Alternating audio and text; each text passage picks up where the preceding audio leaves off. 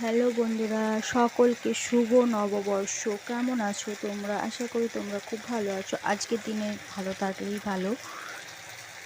তো আজকের মেনু হচ্ছে দেখো, চিকেন কষা হবে রান্না, আর 5টা রকম ভাজা হবে। কলা ভাজা, তারপরে করলা আলু ভাজা, পটল ভাজা, তারপরে সব ছালগুলো আজকে বাটা করব। তো চলো তোমাদেরকে দেখাই কেমন হয়েছে বাটাটা। আর সাদা ভাত।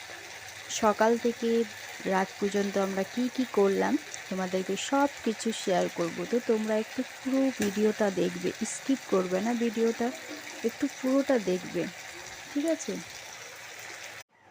ফাইনালি রান্না হয়ে গেল।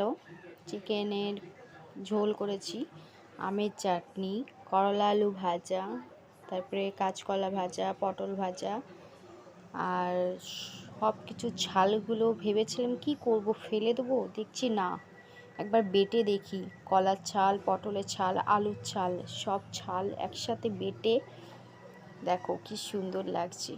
ও খেতে তো অসাধারণ লাগছে একদম। তোমরাও এইভাবে বাড়িতে রান্না করে খাও, দেখো খুব সুন্দর লাগবে। বেরিয়ে পড়েছি একটু বন্ধুদের সাথে জনসেন মলে।